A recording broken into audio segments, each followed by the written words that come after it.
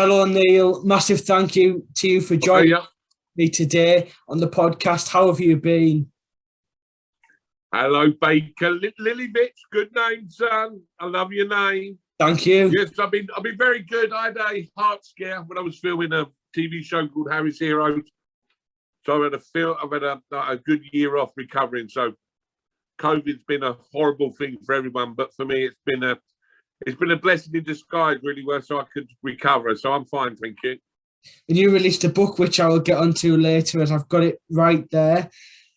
I'm going to start today by asking you, because becoming a professional footballer takes a tremendous amount of talent, and without thinking of the level you got to, I'd like to know, when and what age did you start training to become one? Well, I've got two older brothers, Baker, so I always played football over the parks and the bits of grass that were available, you know. So it's always in my memory. But back then, I think, you know, sort of late 70s, 80s I think it was only allowed to be associated with a professional club at the age of 12. I mean, I think you got they start 5 or 6 now, which is ridiculous, I think. So we started really taking it serious at 12 when I started training at Millwall, who I supported. And following up from that, how much time did you spend training a day? Oh, well, at school, I left school with no qualifications. I was just playing football all the time.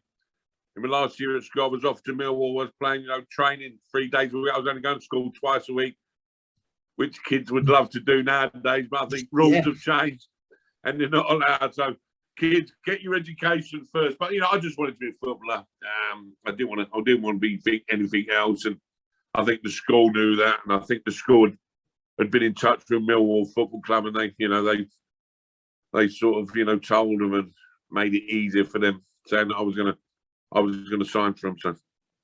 And that worked out for you really well. But reading your book, I won't spoil too much for people who want to read it, but you said you started off as a striker at Millwall and evolved into a centre-half. How did you take the change? Were you happy at first? Or? Well, no, I wasn't. I was sort of, all my life was a left winger and a striker. I was a bigger than everybody else. I could keep the ball further than everybody else. I was stronger than all the kids around me. So it wasn't until I got to 16 and signed for Millwall, with George Graham was the manager then, and he didn't see me as a striker. He put me centre half, and that sort of made my career, really. A year later, I was playing for Tottenham in the first team with all the big boys. So yeah, it was. I didn't really, because as a kid, everyone wants to score goals, and they don't. Yeah. Just get nosebleeds, getting kicked, ball hitting you in the face, trying to defend, and no one wants to do that. But sometimes, if you want to be a professional footballer, you got to be told, and I was told, and I thank him every time I see George now. I thank him for doing it. Because when you're at school and you play with the people outside on the field, everyone just wants that striker position, don't they? And everybody wants to score goals. Yeah, that's all people want. And you said that it's sometimes you'd rather be playing than not playing. Sometimes you said you'll have to take these things to achieve what you want. Yeah, you got, as a kid, I think as a kid you got to enjoy it, but when it comes to the top prime and playing, professional football, you'll play anywhere, mate. Yeah, but obviously it worked out very well for you, because you became one of the most well-known centre halves in the Premier League history. Yeah. No, it worked out well. I think besides, I think when you got a nickname Razor, I think that helps as well, mate. Everybody was, even young lads from Middlesbrough even want to get you on Zoom and interview you. Unbelievable. That's how famous I am. People with Norwegian name, but Baker Zinovich, they want to get in touch with you. That's how famous I am. And Can I say, well done you for doing what you're doing, because you go to college and you want to be, what do you want to be on radio? You want to do TV? Or probably radio will probably be the first step. Yeah. Yep.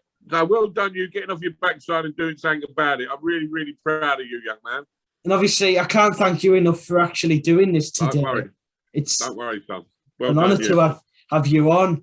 And obviously, talking about how you grew up watching football and that, is there any players that you really did idolise growing up? Oh, Kevin Keegan. Yeah. Oh, I was a big Kevin. I even don't tell anyone, Baker, right? This is an exclusive. You promise you won't tell anyone, right? So only between me and you, okay? Yeah. I had a Kevin Keegan perm when I was a kid. Did you have What are you laughing at? Oh, I had a proper perm. See, he was. I know you want to look like Paul Weller. I wanted to look like Kevin Keegan. Did you even have the shorts as well to match? Oh, I had everything. Kevin, I had Liverpool. Oh, mate, I had everything. I had the same boot, Patrick, green stripe boot, football boots, and everything Kevin Keegan had. And now he's my friend. Unbelievable how things work. He's my friend now.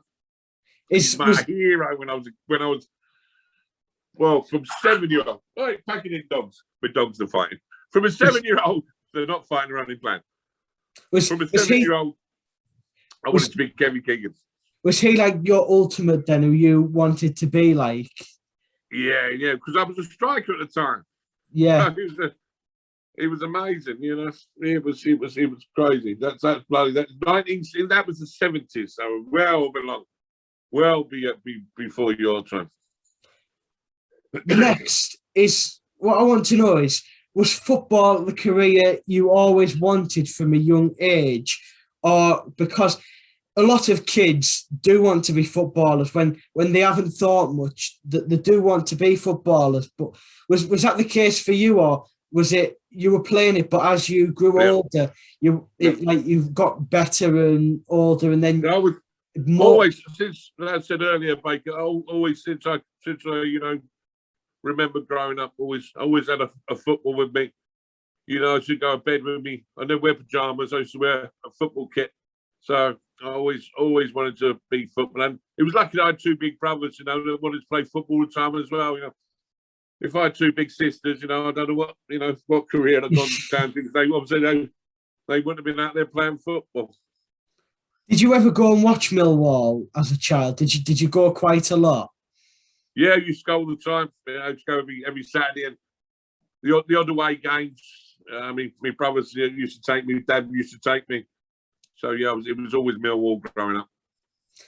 And this, obviously, starting at Millwall led you on to be very successful in your career, playing the top Premier League teams such as Liverpool, Spurs, West Ham, and Southampton. You were really good at as well. The list just goes on. But looking back on your career, if you ever look, and you had to pick one club where the memories just stick out and you loved playing for, is there a certain team you could pick? Well, I always wanted to play for Millwall, and I'd done that. And I went to Southampton, which really, I learned my trade. I was there for 3.5, 4 years. That was a good place to live, good place to play football, sort of to man up, and I grew from a boy to a man. Then I went to Tottenham. Really, that made me know about I'm getting more famous now. Than I went to Liverpool and made me really famous. And I was at Liverpool for 5 years. So, then I went to West Ham. It was the funniest 2 years of my life. That dressing room was hilarious. I went to QPR. I went to Palace, Swindon. I played in England. I think Liverpool's the biggest, the one I was there the longest, made the most appearances for. So I think that that goes down to the best football club I played for. Worldwide. I travelled the world with them. We was in Europe every year, so it was great.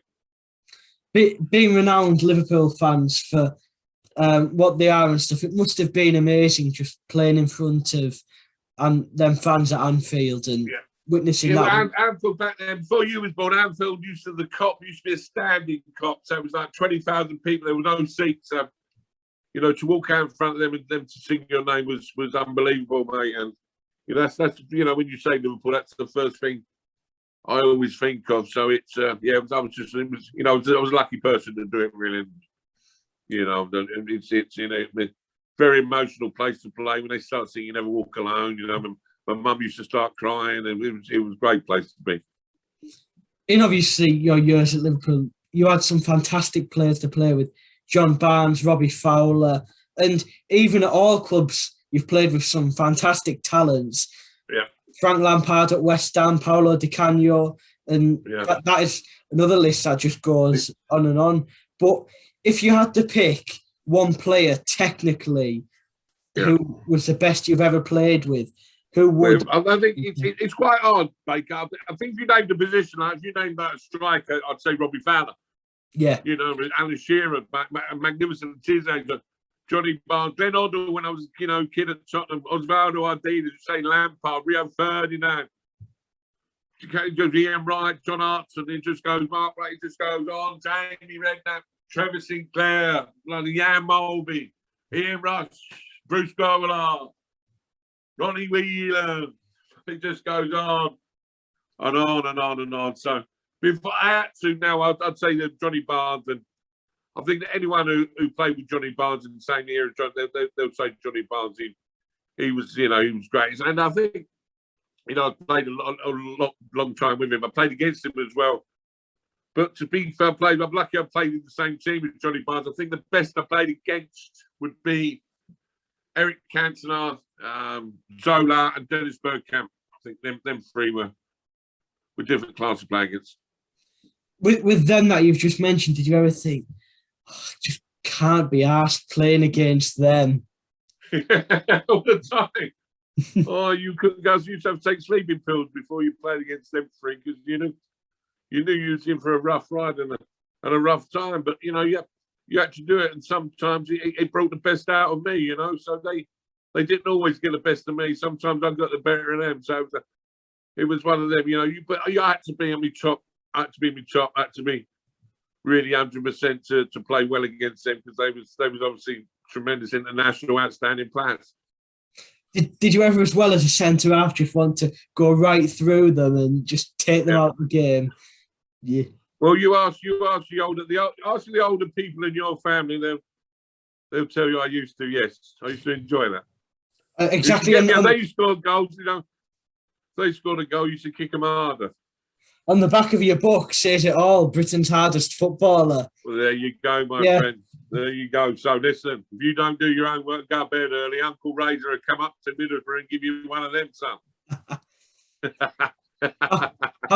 How was it having that name? Because you said at first you were a bit wary of being renowned that. Like when you were wanting to make your name, you said that was a reputation you weren't too keen on having. But as you grew and became one of the best defenders in the league, it's something you were happy with then? Yeah, I wanted to. I weren't a bad footballer. People just remember me as being a hard man, but I weren't a bad footballer either. Fake. You don't play for the teams I play for. If you was just a hard man, you couldn't play football. But you get a nickname called Rays, and then your reputation precedes you. But yeah, I could play a bit of football as well. But I mean, in my day, everybody had to be a good footballer, and everybody had to be aggressive and actually look after yourself. Otherwise, you'd get fined out and you get hurt. So it was a skill being able to look after yourself and hurt people. Where did your nickname Razor come from? It's a boxer. It was a big black man in Canada called Donovan Razor Ruddock. He fought Mike Tyson a couple of times, so I nicked his nickname. I'm just I haven't met him, but he might give me a clip around the ear. I'm sure you could take him on. No, you ain't seen the size of him, Baker. He's massive. I just asked you there about technically, but at football clubs, you must obviously have banter in the changing rooms. You'll make good friends. Is there any that you made really good bonds with that you still keep in contact with today? Yeah, I think my best friends are now. Alan Shearer is a good friend of mine. He's good. We're godfather to each other's children. That goes back to sort of Southampton.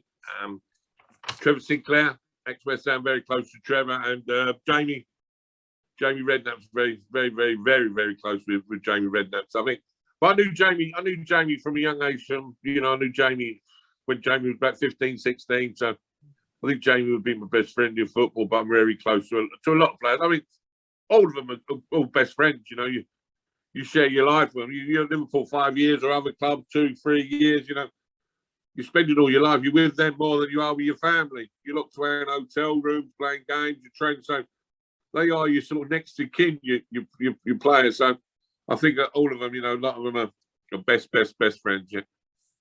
Because they mostly all hate me, but I love them. Because about Jamie there, we've seen how close you are with him because you've appeared on a League of Their Own a couple of times as well. Oh, yeah. Haven't you with a few? Can I say, Baker, it's very cold in that studio, okay, son? Very cold in that studio. I've seen them cameos. Brilliant. Yeah, Jamie always gets them. I'm the only one that get the wing cord backside out. So I'm the only one crazy enough to do all the stunts and the crazy things they want people to do. So but I enjoy it, you know what I mean? It's a bit of fun in it, and people love it. And I love seeing people enjoy themselves. I love to make people happy and make people laugh. So it's all a bit of fun. Do you reckon we'll ever see a real panel appearance from you on it? Great, good shout, Baker. It's about time I got my own little slot on there. Yeah. Because I am the funniest, sexiest person that goes on that show, you know what I mean? Even Jamie Redknapp ain't got my looks. You've put yourself through a lot with doing the stuff that you have done on that show. So I think it's only right if Sky are watching this that they give you a slot to be on the panel. They should do. Plus they pay good money, Baker, right? Sky, get on it. Get on it, Sky. Baker says you do. Baker says you do. All right. If I'm ever in TV and I get anything on that show, I'll make. If I'm a producer, basically, Baker, you owe me for the rest of your life. You know what I mean? I've started your career off doing this, so you owe me. I'll be honestly, your phone will be red hot every. Come on, Baker, what you got for me, son? What you got for me? If I'm ever on, I'll get you on that. Good son. Well done, mate. So let me talk about you, because I'm interested, because you got in touch with me on Twitter, and I always like to help the young people. So what are you doing? You're going to university, you're going to college? What's your next step? I'm going to college in September and studying a media course, because obviously you said earlier that you could tell I'm into my music, and just my love for music and stuff really made me want to be in the radio, because I think not sports, it can be any radio. You don't have to be sports radio, it can be any radio you want to get into. You want to get into like music radio. Because I've always been someone as well who've I'll just do any radio job, to be honest, because I've always enjoyed being someone who can talk to people. So I just thought it's something I'd enjoy doing as well. So I thought if I've got that for a career for myself, then Are your family proud of you? I'll tell you what, they must be. I'm proud of you for getting off your backside. How old are you, Baker? I'm actually 16 on Sunday. Unbelievable. You're only 15? Yeah. Bloody hell, well done you. I'm so proud of you. Someone thinking about 15-year-olds and hound me on Twitter and get me on your shows. Unbelievable. Your family must be so proud of you. Everyone, back Baker. Get him on radio. And I can't thank you enough, because when I spoke to my college, I actually had an idea for this, and I just thought, this will be a bit of a joke, get a few mates on, just take the piss, really. But it's become really serious. Wait, stop swearing, you're only fucking 15. But if anyone told me I'd be interviewing Razor Ruddock, I'd have just said, I'm so pleased to do it for you, man, mate. You're honestly, because you was really nice, respectful on Twitter. So people that are nice and respectful, youngsters, I'll do my best to help you, mate. So in the future, you need anything from me, because I'll do anything for you, because I know you're going to be big and famous, and you'll be paying my wages soon on top TV and radio shows. Don't worry, and when I got you on this, I just couldn't believe it, because I've been a believer that if I don't try and get people, I'm not going to know. Mate, if you don't do it, someone else will, and you'll be gutted about it. So as you chase your dreams, you don't chase it, someone else will chase it for you. So I really, honestly hope you do well, mate, because you deserve it. Because someone at your age getting off your backside and and doing something they love and trying, you know what I mean? Instead of going out and smoking and drinking cider, you know what I mean? You love what you're doing, you're chasing it. So well done, you, mate. Thank you. It honestly means so much coming from you. No problem. No, you do. You chase your dream or someone else will. Exactly. And like I was saying, if I don't try people like you, I'm never going to know whether you're going to do it or not. So it's once you show this, people to see this, they'll contact them, and then most probably they want to do it, won't they? Yeah, exactly. But come back to me. I'll get you a couple of people. I'll get you a couple of good people to interview. I'll help you out, mate. Okay. Well, honestly, so what I'll do on Twitter, on our little DM, I'll send you my phone number, so we keep in touch, and I'll try to get some people for you. Okay. Honestly, but when you make it, remember Uncle Razor, yeah. Yeah, I would not forget you. Yeah, Razor, oh no, I'm too busy. Yeah, no, yeah, sorry, Baker's not available. Back to obviously your career now. Yeah. Do you have like a most memorable match or favourite goal you scored when? I scored a goal against Man United, but you can't really. There's so many games I can't. I remember scoring a goal. I can't really. It was 3-3, but I've seen games on telly. They show reruns and that, and you know, and I do things, but I can't remember doing it. And so, I mean, it's so does your career all games go into one? And you can't remember the games and what games you're playing in, or you know, a game you come on telly and I think, am I playing in this one? And I was playing in it. So you know, but I mean, you remember scoring goals, or you remember kicking someone, or scoring own goals, or you remember big things, but you don't know, you can't remember what year it was, or you know what game it was in. So it all rolls into one, mate. I'll just say any goal against Manchester United is good. Good, yeah. I always remember them. I only scored one against. I scored a few against them actually. Only one for Liverpool. Playing for Liverpool and just your career in general, you must have had a lot of banter in the changing room. And all right. What one story about Robbie Fowler doing something in your shoe? He told me off. I'm not allowed to say, Baker, because he rang me up and told me off for saying it. So I'm not allowed to tell him. They'll have to get the book. He rang me up with the ump. So that is one of the highlights of that. But do you have any other? Do you have any other stories of good dressing room banter? Yes, I'm back. Baker, I've got loads, right? But where's my book? So get my book up. People have to go and buy that, Baker. Yeah. And then they'll find out all the stories. I'm not giving you my stories yet, Baker. Don't you try. You're too clever before your age, young man. Get me to spill the beans about buying my book. No spoilers on this. This has to be bought if you want to hear. Baker the spoiler. Seriously though, I want to talk about this now because you brought it out last October and it's a brilliant book and I would highly recommend it because obviously it talks about your career and also just life. Some of the funny and serious situations I got myself into and got away with, but they're gonna have to buy it, Baker, aren't they? Like you did. Did you buy that, Baker? Yep, I certainly did. Because you talk about obviously the best stages of your career. You also talk about life after retirement. It's also got a lot of laughter in there as well. And bad language. Don't buy it for your under 16s or 15s now. I'll just say, as you said, because this is a warning, if people watch Songs of Praise on a Sunday, this probably isn't the book. Yeah, no, hold up. No, look. Oh. You got light. Sorry, mate. And you do talk about sensitive subjects as well, such as the heart scare you had, which was obviously a big wake-up call for you. And then you talk about other stuff as well, such as Celebrity Big Brother and I'm a Celebrity. Could you explain a little bit more about this? Yeah, I wanted it. I was a bit like you know, when you thought doing something your backside with COVID, come from what can I do, you know, and you've got a great choice of what you're doing now, you know, trying to make it. And in radio and got your own podcast, which is unbelievable. I'm proud of you.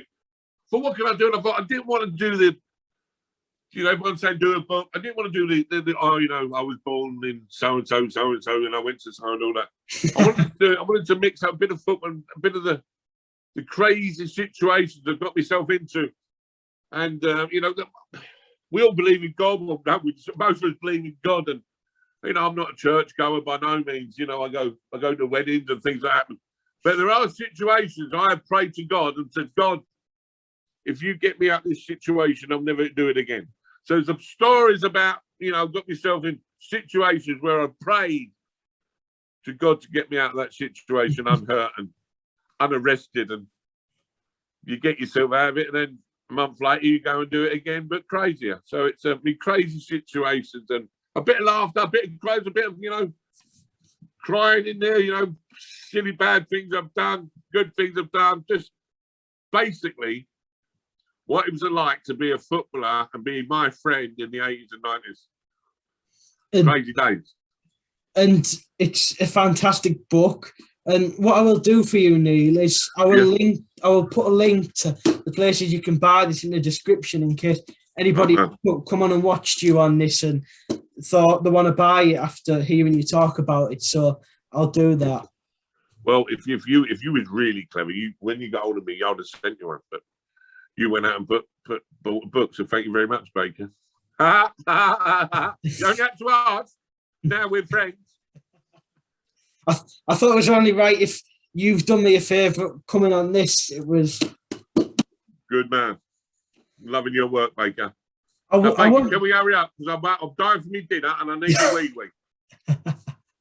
I want to now ask you about current day football. Whoa, yeah, go on. This is a big topic. Some changes which are very controversial. Yes. And what is your take on this? On what? On sorry? Just modern day football. VAR. Yeah, VAR.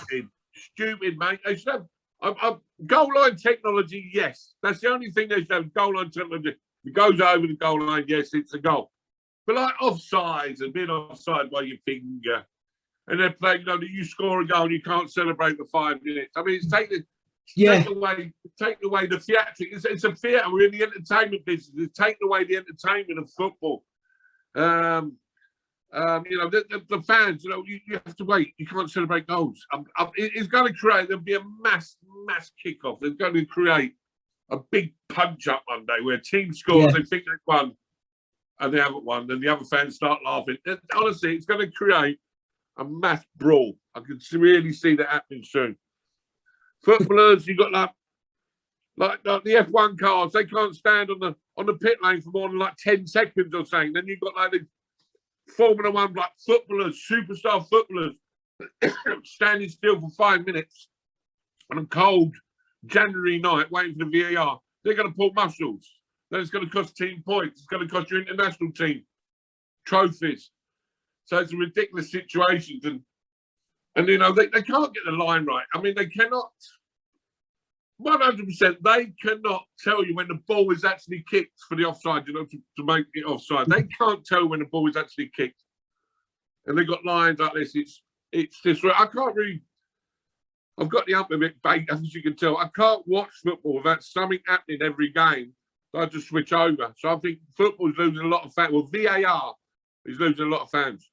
Because I hate it as well, because you score a goal, you want your fans to go wild, and it's just delaying everything by about 5 minutes. And by the time the goal's being given, exactly, everyone's over it. And I don't know if you. They go back. It's not only that, they go back in time. How far they go back to see if it was a foul of the. Yeah. I mean, it's a stupid idea. But I suppose money's money. The money men make the decisions, and they make the wrong decisions, don't they? And every penalty decision I see now is getting checked, and it's and penalties in slow motion. You're always going to get contact. If you're a bad defender, if you're not making contact with a striker you're marking, you're a bad defender. But in slow motion, a touch is not a touch. It's not like the same in penalties. If the goalkeeper Oh, I'm losing. We better hurry up. We're losing. If the referee don't give the penalty, then it's not a penalty. I don't think you should go VR. It should be in real time. The penalty should be, if referee don't give it, it's not a penalty. We got to hurry up. I'm going to lose my thinking here. Finally, Neil, we're running out of time now, so Yep. I'd like to thank you for this today. It's been a pleasure, and I will link your book in the description. Yep. Come on, man. Bye. Mate, what I'll do, mate, I'll give you my number on Twitter. So anything you need, give me a shout. Honestly, I wish you all the best, really, from the bottom of my heart. I wish you all the best for your new career, mate. Thank you so much, and I can't thank you enough for coming on. You do well, son. I'm really proud of you. All right, speak to you soon, boy. See you later. Take care.